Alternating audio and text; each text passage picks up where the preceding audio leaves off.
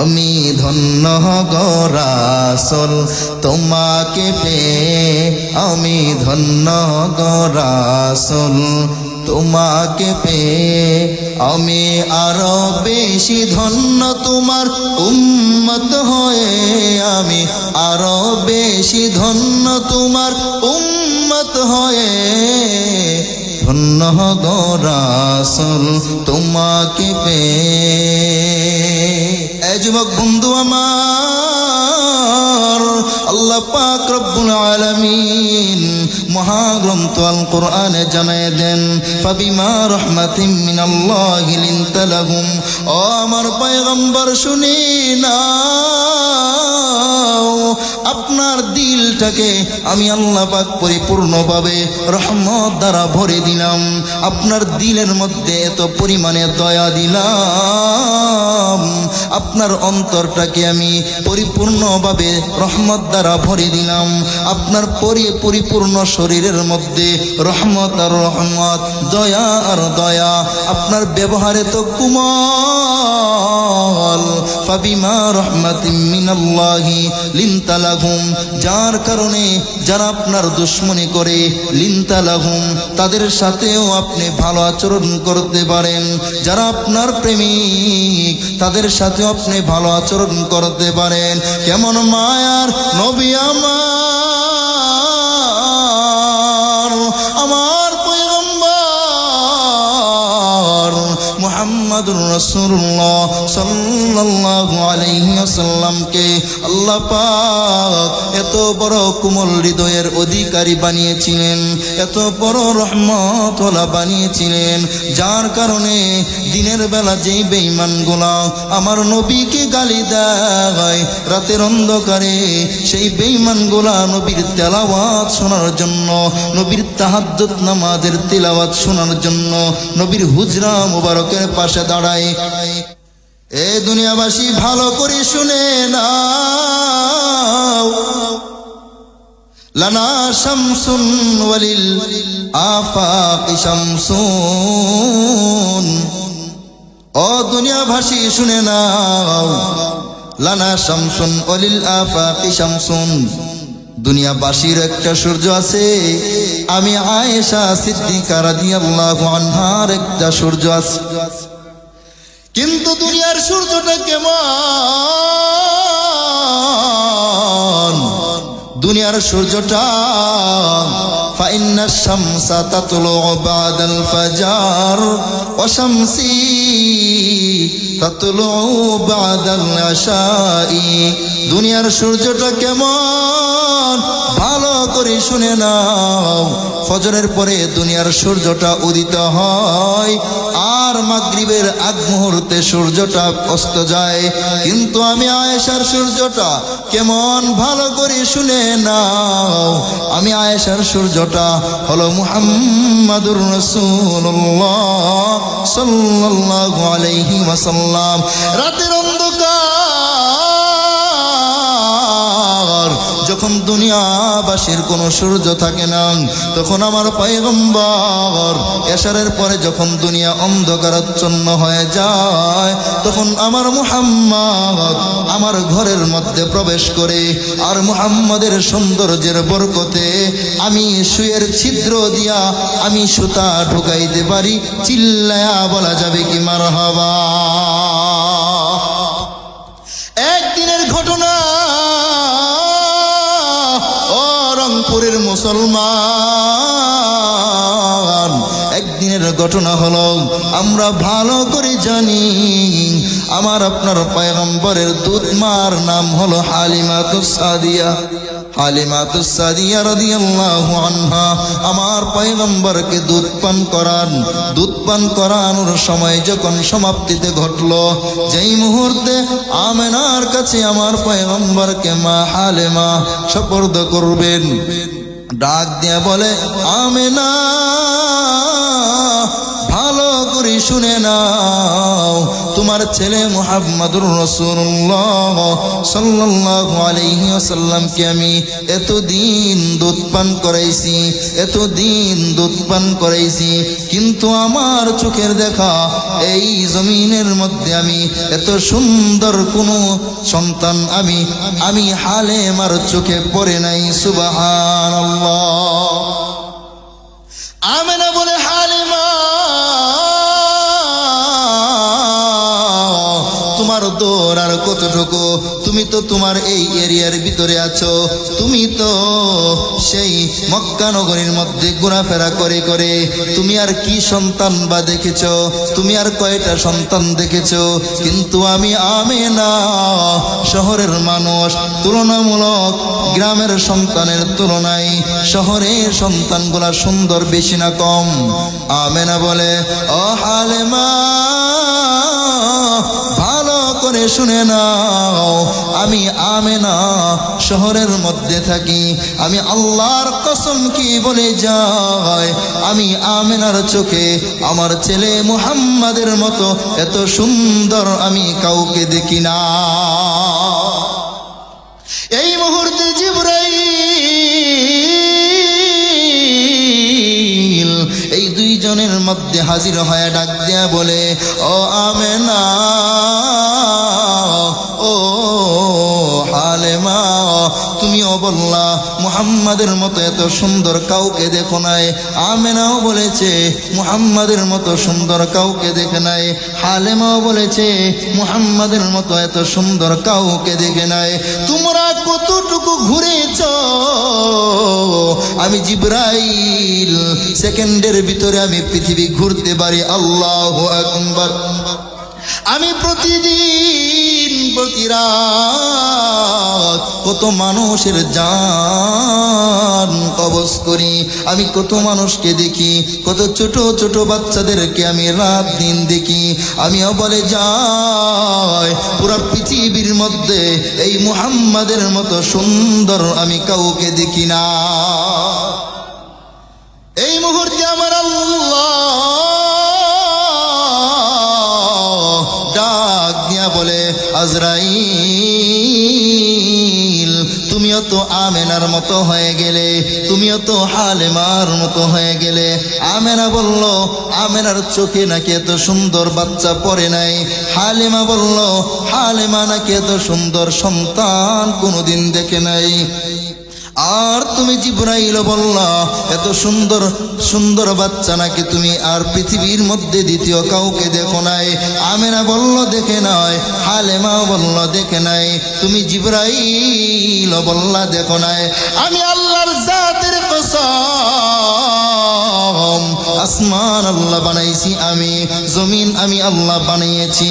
আমি আসমান জমিনের ভিতরে সব কিছু বানাইলাম, উভয় জাহানটাকে আমি আল্লাহ পাক সৃষ্টি করেছি। তুমি জিবরাইলকেও আমি আল্লাহ বানাইছি, আমেনাকেও আমি আল্লাহ বানিয়েছি, হালেমাকেও আমি আল্লাহ বানিয়েছি। তুমিও বললা দেখো নাই, হালেমাও দেখো নাই, আর আমেনাও দেখি নাই। এই দেখি নাই দ্বারা আমার বন্ধু মুহাম্মদুর রাসূলুল্লাহর সৌন্দর্যের সম্মান পরিপূর্ণভাবে রক্ষা হয় নাই। ভালো করে শুনে নাও, আমি আল্লাহ এই মুহাম্মাদের মতো এত সুন্দর পৃথিবীতে দ্বিতীয় কাউকে বানাই নাই। চিল্লায়া বলা যাবে কি মারহাবা। ओह मेरा नबी मेरा नबी मेरा नबी है, ओ मेरा नबी मेरा नबी मेरा नबी है। अहमद है मुहम्मद है वही खत्म रसूल है, मखदूम मुरब्बी है वही वाली कुल है। उस पर ही नजर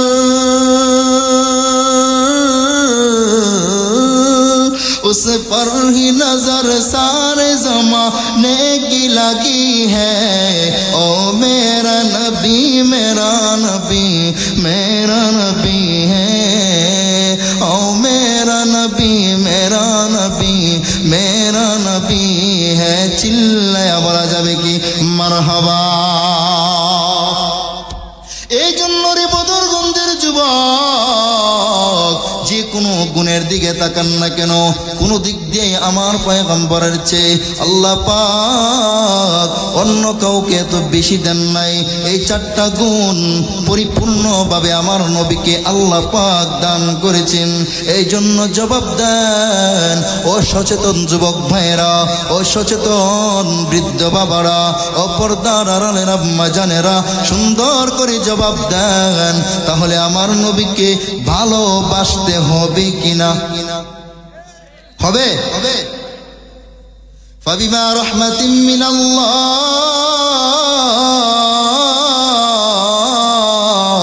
ফাবিমা রাহমাতিন মিনাল্লাহ লিনতা লাহুম। ও যুবক ভাইরা, কথাগুলো একটু বোঝার চেষ্টা করেন। যদিও রাত 12টা হয়ে গেছে, দিলটা নরম করিয়া আমার নবীর পরিচয়, আমার নবীর পরিচিতি একটু জেনে নেন। কারণ যেই বান্দাটা স্বর্ণ এবং রূপার মধ্যে পার্থক্য করতে পারে না, স্বর্ণের পরিচয় জানে না, রূপার পরিচয় জানে না, পিতলের পরিচয় জানে না, তার কাছে স্বর্ণের কোনো দাম নাই, তার কাছে রূপার কোনো দাম নাই, তার কাছে পিতলের কোনো দাম নাই। যেই বান্দাটা সুন্দর করে জানবে স্বর্ণের পরিচয়, রূপার পরিচয়, পিতলের পরিচয়, ওই বান্দার কাছে পিতলের জায়গায় পিতলের দাম, স্বর্ণের জায়গায় স্বর্ণের দাম, রূপার জায়গায় রূপার দাম। ঠিক তেমনি ভাবে যেই বান্দা বান্দিটা আমার পয়গম্বরের পরিচয় জানবে, আমার পয়গম্বর মুহাম্মদুর রাসূলুল্লাহর পরিচিতি জানবে, ওই বান্দাটা অবশ্যই বুঝবে আব্বাজান আদম থেকে নিয়ে আমাদের পয়গম্বর পর্যন্ত লক্ষাধিক নবী রাসূল আল্লাহ পাঠিয়েছেন। সবার চাইতে দামি এবং শ্রেষ্ঠ আমার আপনার নবী। চিল্লায়া বলা যাবে কি মারহাবা। صلى الله عليه وسلم إن الله فضلني على الأنبياء। আমার পয়গম্বর হাদিসের মধ্যে জানায় দেন, রব্বে করিম আমি মুহাম্মদুর রাসূলুল্লাহকে সমস্ত মাখলুক থেকে, এমনকি সমস্ত নবী রাসূলদের তুলনায় সবচেয়ে দামি এবং শ্রেষ্ঠ বানিয়েছেন। জুড়ে বলা যাবে কি আল্লাহু আকবার।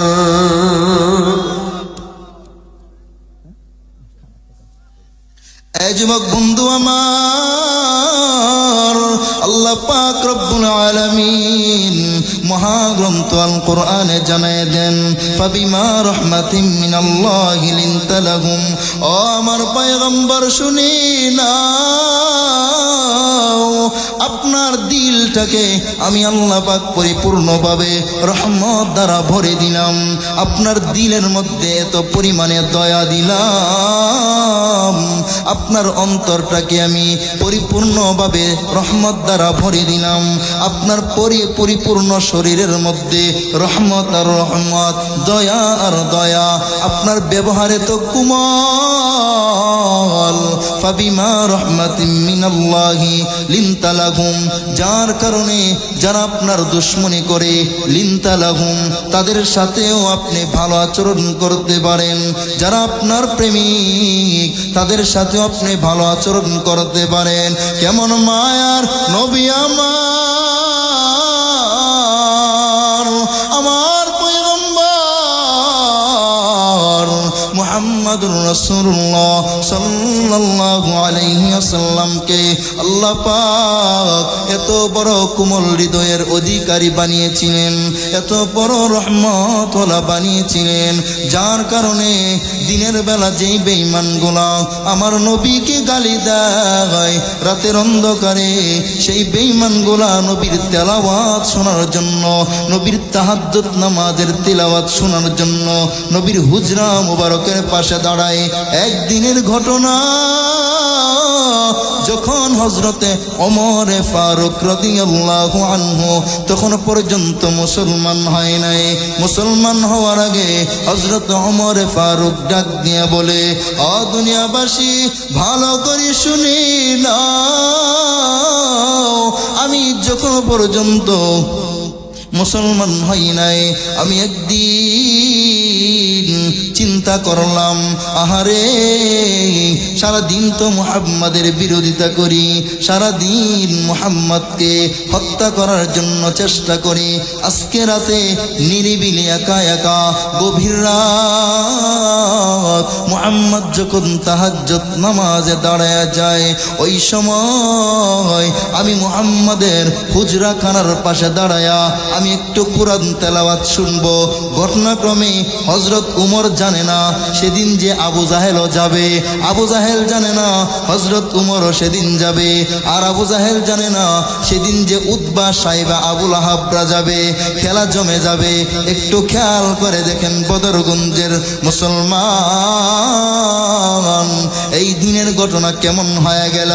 আমার পয়গম্বর তাহাজ্জুদের নামাজে ইয়াসিন ওয়াল কুরআনিল হাকীম ইন্নাকা লামিনাল মুরসালিন সুন্দর করে করে জান্নাতি কণ্ঠে তেলাওয়াত করে, তেলাওয়াত যখন শেষ হলো হযরত উমর ফারুক রাদিয়াল্লাহু আনহু বলতেছে, নবীজির তেলাওয়াত যখন শেষ হয়ে গেল, নবী যখন নামাজ শেষ করে দিলেন, ফজরের আজান হয়ে যাবে, এর এক মুহূর্তে আমি চিন্তা করেছি বাড়ির দিকে যাই, তাকায়া দেখে রে এই যে আবু জাহিল্লাও দাঁড়ায় আছে, উতবা সাইবাও দাঁড়ায় আছে, আবু লাহাবও দাঁড়ায় আছে। ডাক দিয়া বলে, রে আবু জাহাল, ও আবু লাহাব, তোমরা কেন মুহাম্মাদের বিরোধিতা দিনের বেলা করো, আবার রাতের বেলা তাকে শোনার জন্য আসো? আবু জাহেল বলে, তুমি কেন আসলা রে ওমর? ওমর বলে, তুমি যেই কারণে আসছো আমিও সেই কারণে আসছি। এবার সিদ্ধান্ত নিল, আমরা 4-5 জন মুহাম্মাদের তিলাওয়াত শোনার জন্য আসছি। দিনের বেলা যদিও আমরা তাকে দেখতে পারি না, রাতের বেলা যদিও আমরা তার জন্য পাগল হয়ে আসলাম, এই খবরটা যেন আমাদের কওমের কোনো লোক না জানে, কাউকে বললে আমাদের ইজ্জত থাকবে না। যেই কথাটা বোঝাতে চাই, আল্লাহর পয়গম্বর মুহাম্মদুর রাসূলুল্লাহকে আল্লাহ পাক এত বড় রহমতওয়ালা বানায়া দিলেন। ফাবিমা রাহমাতিন মিনাল্লাহি লিনতা লাহুম, আমার পয়গম্বরের চূড়ান্ত পর্যায়ের দুশমন, আবু জাহেলের মতো দুশমন, উতবা সাইবার মতো দুশমন, আবু লাহাবের মতো দুশমন, এই বেঈমানগুলো দিনের বেলা নবীকে হত্যা করতে চায় আর রাতের বেলা নবীর তেলাওয়াত শুনতে যায়। এটাই হলো বিশ্ব নবীর আকর্ষণ। চিল্লায়া বলেন মারহাবা।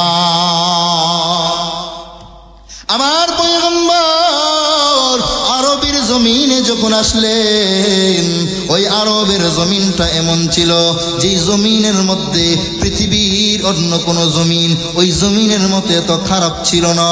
এই যুগে আসলেন যেই যুগটা ছিল বর্বরতার যুগ, যেই যুগটা ছিল আইয়ামে জাহিলিয়া, যেটাকে জাহিলি যুগ বলা হয়, যেই যুগে বড় লোকরা গরিবকে মানুষ মনে করত না, যেই যুগে আম্মাজানদের কোনো দাম ছিল না, মহিলা জাতির কোনো দাম ছিল না, তাদেরকে শুধুমাত্র ভোগ করার ব্যবহার করার একটা বস্তু মনে করত।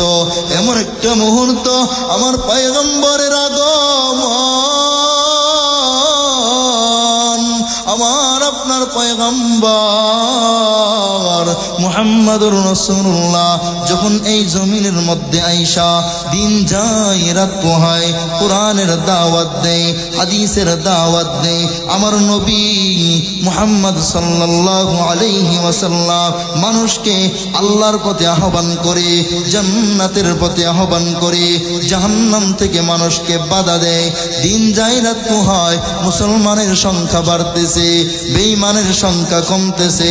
চিল্লায়া বলা যাবে কি আল্লাহু আকবার, আল্লাহু আকবার। যেই মানুষগুলো ছিল চতুষ্পদ জন্তুর চেয়ে খারাপ,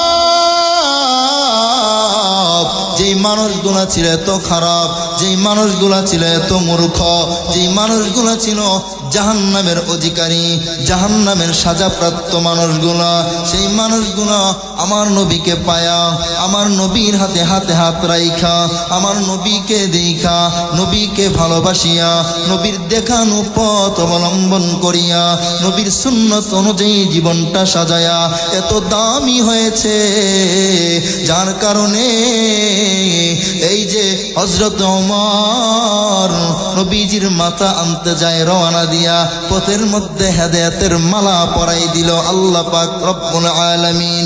আমার নবীর আকর্ষণ মানুষগুলো এত পাগল পারা হয়ে যায়, দুনিয়ার মধ্যে থেকে জান্নাতের সার্টিফিকেট পেয়ে যায়, ঠিক কিনা? জান্নাতি চির সুখের ঘর, জান্নাত চির সুখের ঘর, যদি জানতে ওগো তুমি মায়া ঘেরা রঙিন পৃথিবী নয়তো সুখের খনি। মায়া ঘেরা রঙিন পৃথিবী নয়তো সুখের খনি। সুবহানাল্লাহ।